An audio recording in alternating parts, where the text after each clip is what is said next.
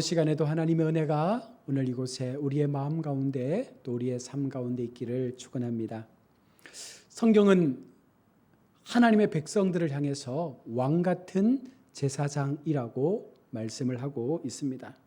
다시 말하면 오늘 우리는 구약의 제사장들처럼 이 땅을 살아가는 하나님께서 이 땅에 보내신 제사장 역할을 감당하도록 하나님은 우리를 먼저 부르셔서 세상 가운데 보내셨음을 우리는 분명 기억해야 합니다.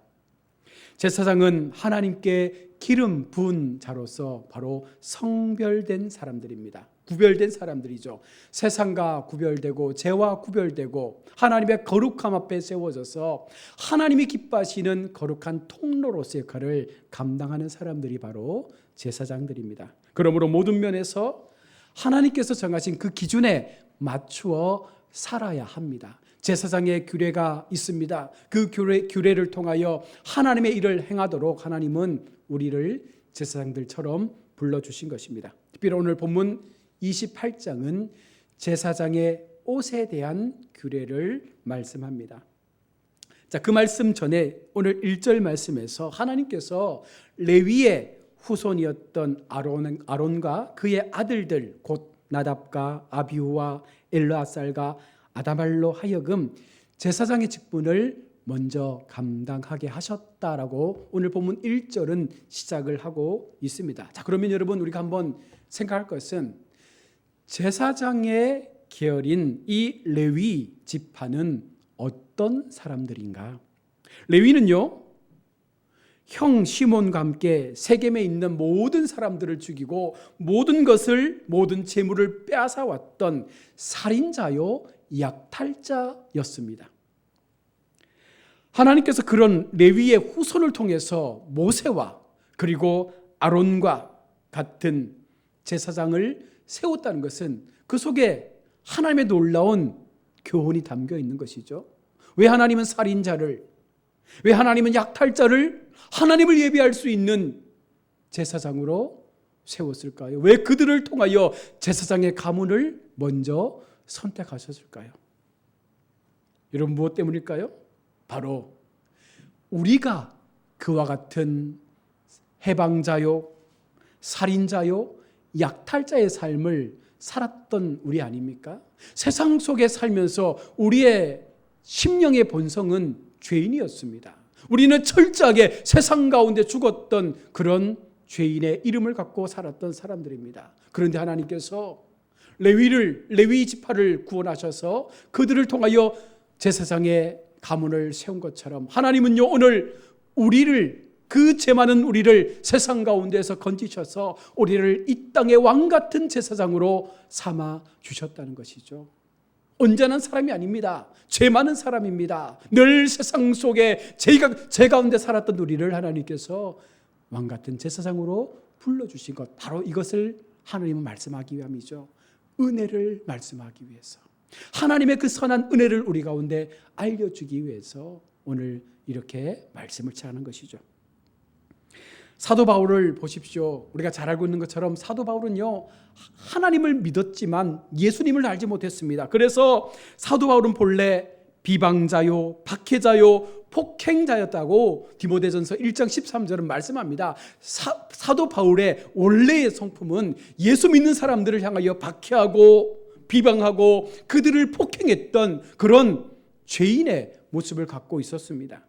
죄인 중에 괴수였다라고 바울 스스로가 고백을 합니다. 하나님께서는 그를 이방인의 사도가 되게 하셨습니다. 그럼에도 사도 바울을 하나님은 이방인의 사도가 되도록 하셨다. 여러분 무엇입니까?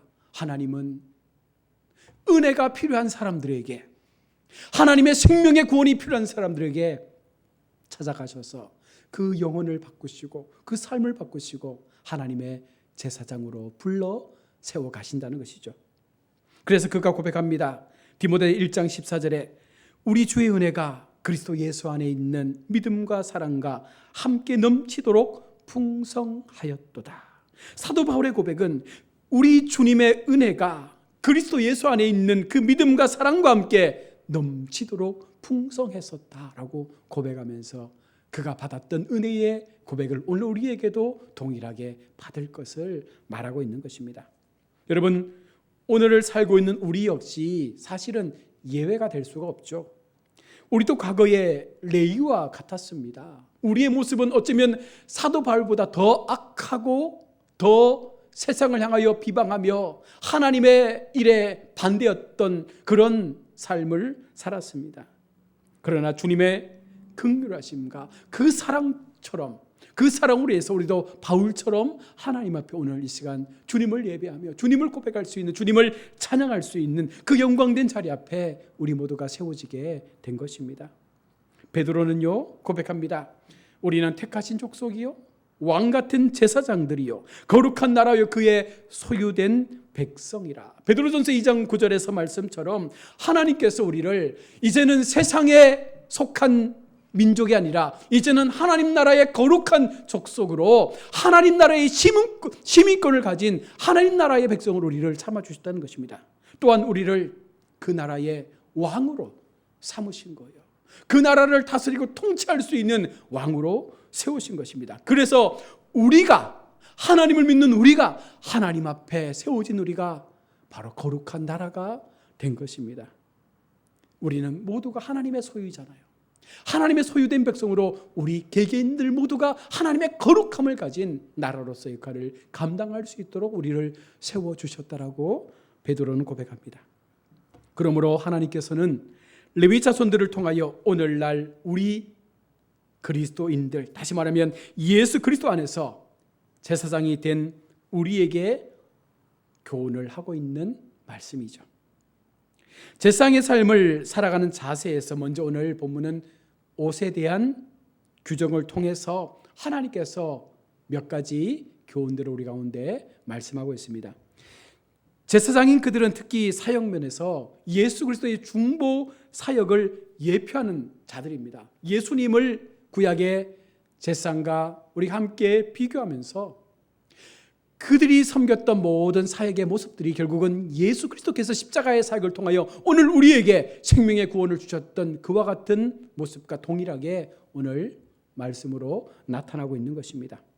그래서 오늘 그들이 입은 옷 또한 그 옷의 기능과 역할 면에서 예수 그리스도의 인격과 성품이 그 옷 가운데 포함이 되어 있다는 것을 말씀을 하는데요.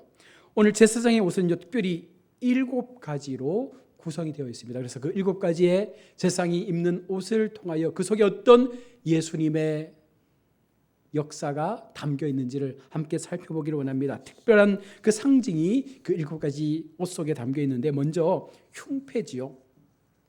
이것은 네모 반듯한 것으로 제사장 입는 그 에봇의 앞가슴에 반듯하게 달았습니다. 이 안에는요 이스라엘의 12지파를 상징하는 12보석이 박혀 있었고 그리고 우림과 둠밈이 들어 있습니다.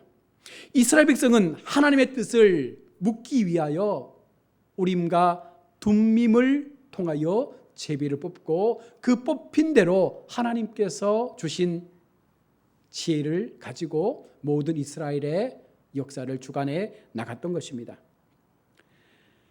에봇을 입은 제사장 앞에 이스라엘 백성이 나와서 여러 가지 많은 사회 전반의 어려운 문제들을 가지고 그것을 제사장에게 말하면 제사장은 하나님 앞에 기도하며 하나님의 뜻을 물을 때 하나님은요 우림과 둠림의 그 제비 뽑는 것을 통하여 어떤 길로 가야 할지를 말씀해 주신 것입니다. 여기에서 흉패는 택한 백성을 일일이 기억하시고 사랑으로 품어주시는 하나님의 그 사랑과 보호가 담겨 있는 거예요. 가슴 한가운데에 12지파의 보석이 담긴 그것을 가슴에 담고 제사장이 하나님 앞에 제사를 드렸다는 것은 결국은 그 사랑을 가슴에 담고 이스라엘 공동체 전체, 다시 말하면 하나님의 백성들 전체를 그 마음으로 담아 하나님 편에 나아간 것을 의미합니다. 앞서 말씀드린 대로 우림과 둠림을 통해서 구약시대에는요 제비 뽑기를 통해서 하나님의 뜻을 많이 물었습니다. 그래서 국가의 중대사를 결정할 때에 백성들이 가지고 온 그 문제를 제사장은 하나님 앞에 기도하며 아뢰면 하나님은 대제사장이 뽑는 그 우린과 둠님의 제비 뽑기를 통하여 하나님의 방향과 길을 알려준 것입니다.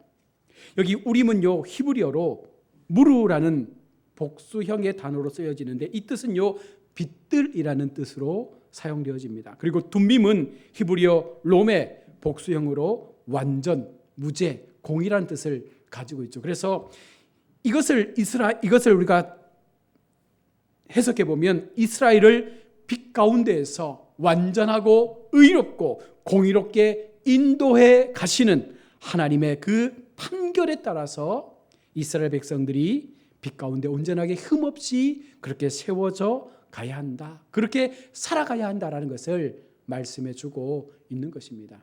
여러분 우리가 하나님 앞에 나와 기도하는 것이 무엇 때문입니까? 나의 연약함을 알기 때문이잖아요. 내가 부족하기 때문에 하나님 앞에 기도하고 하나님은 그때마다 우리 속에 말씀을 주셔서 우리가 선택하고 결정해야 될 그 삶의 방법들에 대하여 알려주시면 여러분 그 길을 걸어가는 것이 가장 정확하고 안전한 길임을 우리는 늘 기억해야 한다는 것입니다. 두 번째로 에봇입니다. 이 옷은요 금실과 청색과 자색과 홍색과 가늘게 꼰 배실로 만들어졌는데 제사장이 입는 가장 겉에 입는 옷이 바로 에봇입니다. 이 옷의 상징은요 예수 그리스도의 영광과 아름다움을 상징합니다. 아무래도 겉옷이다 보니까 좀 화려하겠죠. 그 속에서 보여지는 제사장의 위엄과 하나님의 그 거룩하심이 나타나게 되죠. 6절에서 14절은요 에봇을 만드는 방법에 대해서 기록하는데요. 에봇은 소매 부분이 없는 긴 조끼 모양으로 되어 있습니다. 과거 제가 그 사람들 보면 한복처럼 된 긴 두루마기에 소매가 없는 옷들이 있더라고요. 아마 그런 형태의 모습을 상상하시면 될 것 같습니다. 에봇 제조에 사용된 5가지 색깔, 금색, 청색, 자색, 홍색, 흰색 실은요 각각의 의미가 있는데 먼저 금색은 영광과 존귀를 상징하는 의미이고요. 청색은 자비와 사랑을 상징합니다. 또한 자색은 권위와 존귀를 상징하고 홍색은 희생과 속죄를 상징합니다. 그리고 흰색은 순결과 순수를 상징하는 것으로서 이 모든 것들이 바로 그리스도의 인격과 사역에 포함된 모든 것들을 품고 있다라는 사실이죠.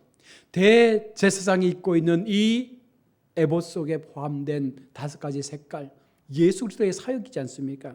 예수님은요 영광과 존귀로 간을 쓰신 하나님이셨습니다.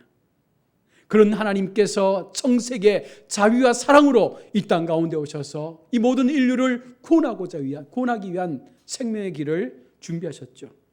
그리고 자색으로 권위와 존귀를 통하여 이 땅 가운데 온전한 하나님의 정의, 하나님의 그 존귀함들이 드러나기 위한 사역을 행하셨고, 홍색은 십자가의 죽으심, 그 피 흘리심을 통하여 희생의 어린 양이 되셨고, 그리고 흰색은 순결함으로 죄 없으신 그 하나님께서 오늘 우리에게 하나님께로 나아갈 수 있는 영원한 생명의 길을 열어주셨다라는 그런 의미에서 바로 제사장이 입는 이 에봇과 예수님의 그 사역의 연관성을 우리가 살펴볼 수가 있는 것입니다.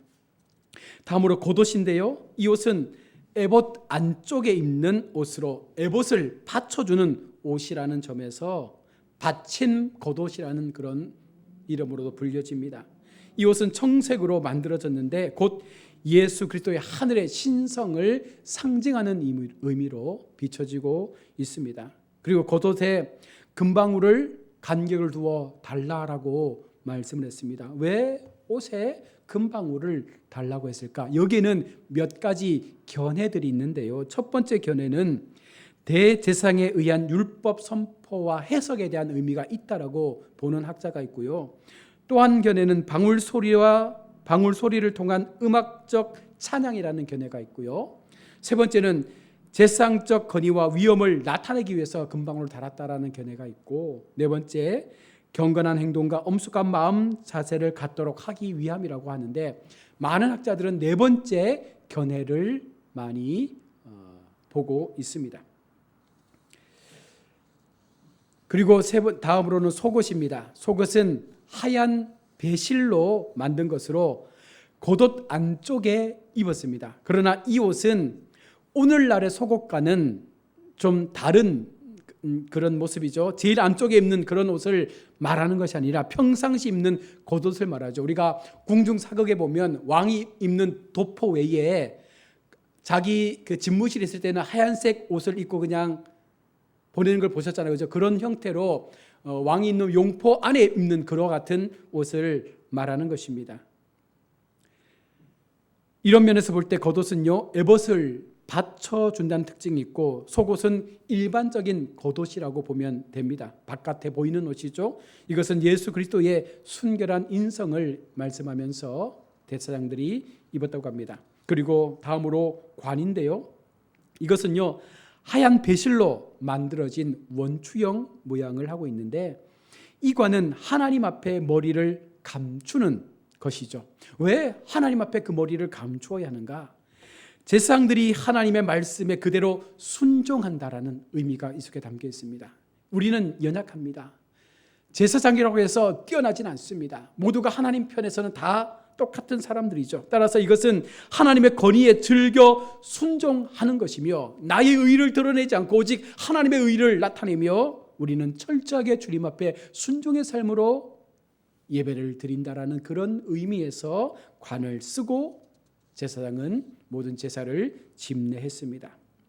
다음으로 띠가 있죠. 이것은 대제사장이나 제사장이 허리에 두른 끈으로 옷이 내려오거나 흐트러지지 않도록 하기 위해서 고정시켜주는 역할을 하는 것이 띠인데 이것은 예수 그리스도의 종으로서의 겸손과 사랑의 실천을 예표해주고 있다고 합니다.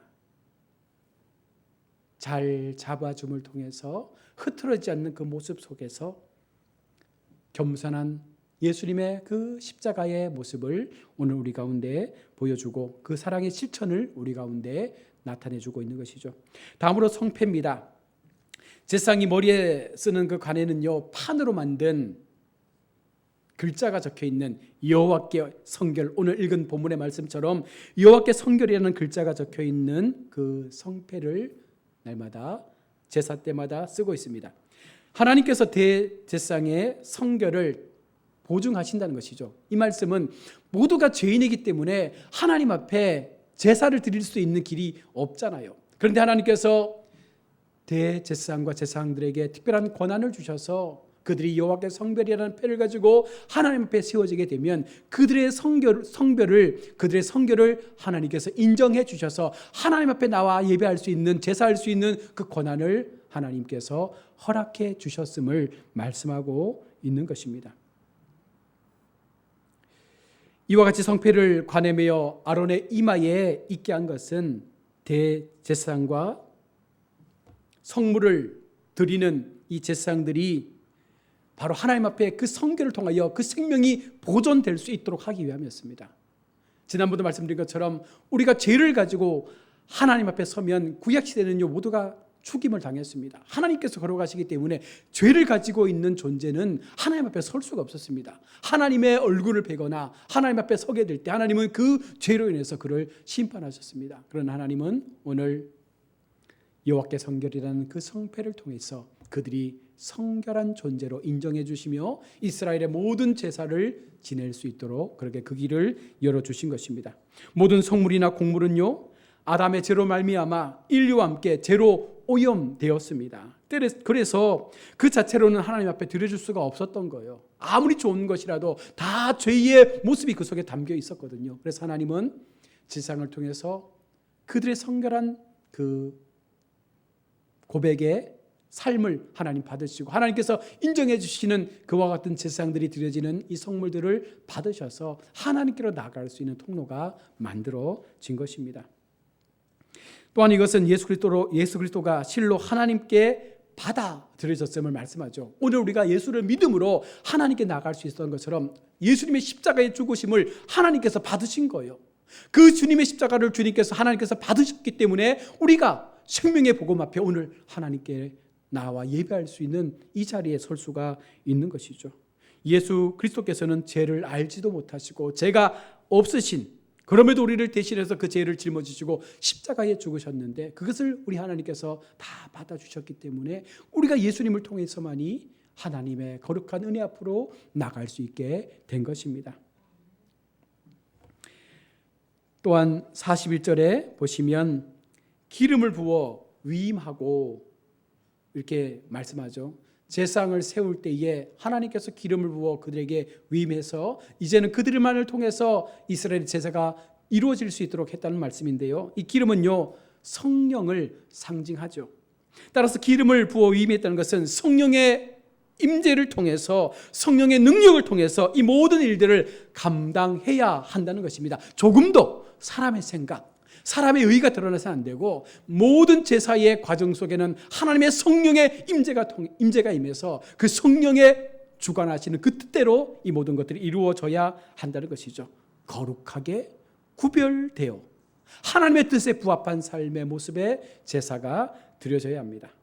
인간은 죄를 지음으로 그 육체와 마음이 더럽혀지고 멸망할 육체와 멸망할 육신의 메인 존재가 되었습니다. 따라서 그는 땅에 속한 자요, 우리 모두가 세상에 속한 자가 되었습니다. 그러나 하나님께서 우리에게도 성령의 기름을 부어주심으로 이제 하나님께 대하여 세상에 속한 자가 아니라 하나님 나라에 속한 자요, 하나님께 속한 자로 만들어 주신 것이죠. 그래서 우리는 오늘 이곳에서 하나님 앞에 왕같은 제사장의 모습으로 예배를 드리는 것입니다. 말씀을 정리해서 한 번 더 살펴보면 제사장의 특징은요, 첫 번째가 성결입니다. 이 말은 오늘 우리에게 동일하게 적용되겠죠. 성도에게 있어서 가장 중요한 첫 번째 특징은 성결입니다. 제사장이 쓰는 모자 곧 간에 여호와께 성결이라는 글씨를 써서 붙이고 하나님께로 나갔던 것처럼 이는 제사장으로서 가장 중요한 일이 성결된 삶이라는 것을 하나님께서 분명하게 말씀하고 있는 것입니다. 그것을 이마에 새기도록 하셨다는 것은 여러분, 그것을 바라보는 모든 백성들이 하나님 앞에 나아가는 길은 거룩함을 가지고 성결된 모습으로만 하나님께 나갈 수 있음을 깨닫도록 하기 위함이었습니다. 오늘 제사장된 우리 역시 하나님께로 나아갈 때 성결한 삶이 기본되지 않으면 이 문제가 해결될 수 없는 거예요. 베드로는 우리에게 제사장의 직분을 주셨다는 사실에 앞서서 베드로전서 1장 14절로 16절에 말씀합니다. 너희가 순종하는 자식처럼 전에 알지 못할 때에 따르던 너희의 사욕을 본받지 말고 오직 너희를 부르신 거룩한 이처럼 너희도 모든 행실에 거룩한 자가 되라. 기록되었으되 내가 거룩하니 너희도 거룩할지어다.